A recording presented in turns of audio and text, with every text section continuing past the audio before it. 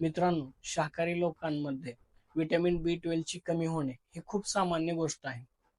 तुमच्यामध्ये व्हिटॅमिन बी 12 कमी असेल तर तुमच्या नसामध्ये कमकुवतपणा येणे, तसेच तुम्हाला न्यूरोपॅथीचे प्रॉब्लेम म्हणजेच की हातापायांना मुंग्या येणे, हातापायांना सुन्नता येणे, आग होणे हातापायांची, चेहऱ्यावर पिवळसरपणा येणे, वारंवार थकल्यासारखे वाटणे, त्याचबरोबर कॉन्सन्ट्रेशन म्हणजे एकाग्रता कमी होते.